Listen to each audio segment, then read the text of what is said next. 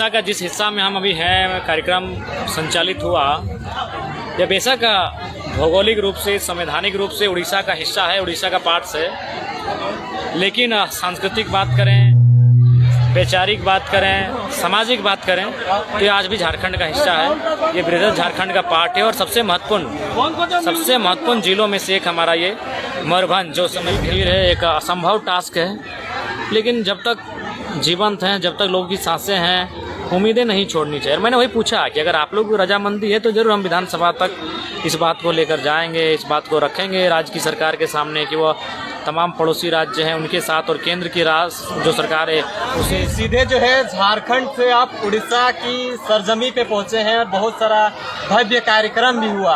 क्या कुछ संदेश मिला और क्या कुछ लोगों ने परेशानी बताई और आज का प्रोग्राम कैसा रहा? देखिए, उड़ीसा का जिस हिस्सा में हम अभी हैं कार्यक्रम संचालित हुआ, यह बेशक भौगोलिक रूप से संवैधानिक रूप से उड़ीसा का हिस्सा है, उड़ीसा का पार्ट है, लेकिन सांस्कृतिक बात करें, वैचारिक बात करें, सामाजिक बात करें तो ये आज भी झारखंड का हिस्सा है। ये बृहद झारखंड का पार्ट है और सबसे महत्वपूर्ण जिलों में से एक हमारा ये मयूरभंज जो समय बृहद झारखंड का मांग हुआ करता था, लेकिन साजिश कहिए, दुर्भाग्य कहिए, 9 ऐसे ज़िले हैं जो उस समय 15 नवंबर 2000 को जब झारखंड आज अलग हुआ, 9 ऐसे ज़िले हैं जो बृहद झारखंड का पार्ट नहीं बन पाए। उसका अफसोस यहाँ के लोगों को भी है, झारखंड के लोगों को भी है, लेकिन चूँकि 25 साल बीत चुके हैं, लोगों ने यहाँ की आबो हवा को अपनाया है, इसी आबो हवा में अपना जीवन यापन कर रहे हैं। तो कुल मिलाकर मैंने उनसे वही पूछा कि अगर इस आबो हवा में आप ढल गए हैं, रह गए हैं, बस गए हैं, और तो उन्होंने कहा नहीं, आज भी हमारे अंदर अलग झारखंड राज्य का जो आंदोलन था वो हिलोर मारता है, उम्मीदें बनकर हमारी आंखों के सामने भी आता है कि झारखंड राज्य का डिमांड करने वाले एक बहुत बड़ी आबादी को झारखंड राज्य तो मिला, लेकिन हम उस डिमांड का, उस भाग का हिस्सा नहीं बन पाए। तो कुल मिलाकर ये हमारा ऐसा क्षेत्र है जिससे आत्मीय नाता रहा है, झारखंड का आत्मीय संबंध रहा है। तो क्या लगता है कि आज जिस तरह से यहाँ पे भव्य कार्यक्रम हुआ, पहली बार आप यहाँ पे जो है उड़ीसा की सरजमी पे पहुँचे थे, लेकिन यह एक्सपेक्टेशन था कि जयराम महतो आएगा तो ये भीड़ उमड़ेगी? नहीं, हमें लगा कि चलिए नया राज्य है, कार्यक्रम तो ठीक ठाक होगा, लेकिन जिस हुजूम के साथ अभी भारी बारिश की बूंदों के बीच से लोग आए, अपना स्नेह, अपना प्रेम लुटाए, वो अविस्मरणीय है।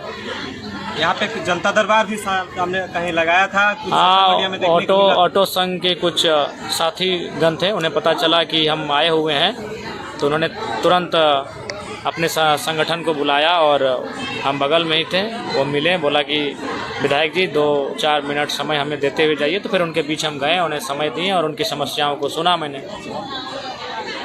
अच्छा, एक चीज़ ये बताइए जयराम जी, आप विधायक तो है डुमरी के, लेकिन आपको वही प्यार, वही समय जो है विभिन्न राज्यों पे मिल रहा है, इसका मतलब कारण क्यों ऐसा हो रहा है? उसका सीधा कारण है कि मैं उनके बीच से राजनीति करने आया हूँ, मेरी पृष्ठभूमि वही है, मेरा व्यवहार, मेरा आचरण, मेरा हर एक चीज़ है जो जनता के साथ सीधा संबंध रखता है।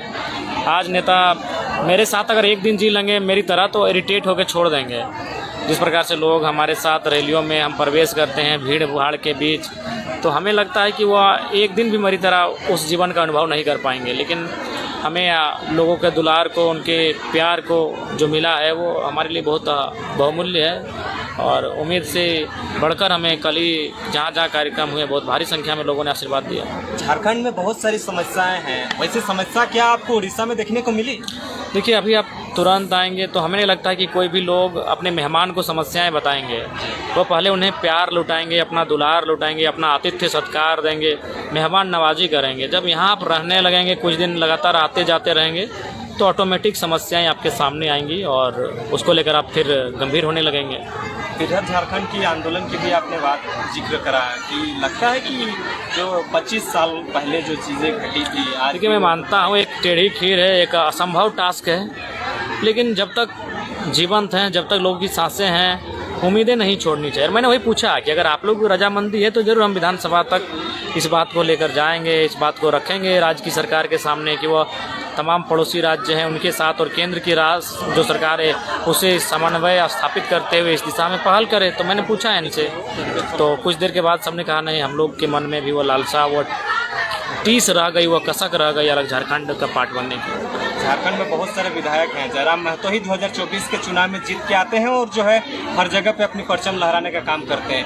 तो ये एक्टिविटी जो है अदर नेताओं में नहीं दिखती है। तो उन लोग को मालूम है वो एक समीकरण से चुनाव जीतते हैं, राम राम करके चुनाव जीतते हैं। कोई मोदी का गुणगान करके, कोई मोदी के विपरीत राहुल गांधी का एक समीकरण का चुनाव होता है और उसको वो जीतते हैं। उन्हें अपना अलावा किसी सरोकार से वास्ता नहीं है कि उनको भी मालूम है कि पार्टी का वोट से वो जीतते हैं और किसी को भी कैंडिडेट दे दें पार्टी वोट करेगी, पार्टी का जो कार्यकर्ता है वो वोट कराएंगे। अंतिम सवाल रहेगा, तमाम ऑर्गेनाइजर टीम को जो आपको यहाँ पे बुलाए थे, जिन्होंने आपको स्नेह प्यार दुलार दिखाया, उन तमाम उड़ीसा वासियों को क्या कुछ संदेश दे दीजिए? बिल्कुल, तमाम उड़ीसा वासियों, विशेषकर जो रायरंगपुर के नौजवान साथियों जिन्होंने इस कार्यक्रम के लिए मुझे आमंत्रित किया, अतिथि सत्कार किया, निसंदेह बहुत ही शानदार। Chota Nagpur Vasu international school, Gandhi Chowk, Khukhra, Giridih, an English medium co-educational CBSE pattern, run and managed by Chota Nagpur Development Society Ranchi, a unit of Chota Nagpur Public School Ranchi। नामांकन के लिए दिए गए नंबरों पर आज ही संपर्क करें। लड़का एवं लड़कियों के लिए छात्रावास की सुविधाएं उपलब्ध है। बेहतर शिक्षा के साथ साथ खेल कूद एवं अन्य कौशल प्रशिक्षण तथा बच्चों का समग्र विकास। देर न करें, नामांकन के लिए आज ही संपर्क करें। हेड ऑफिस, छोटा Nagpur public school Ranchi, PhD बूटी रोड, रांची। कॉन्टैक्ट नंबर 9835936571 और 7796896896। देर न करें, आज ही संपर्क करें और अपने बच्चे के भविष्य को उज्जवल बनाएं।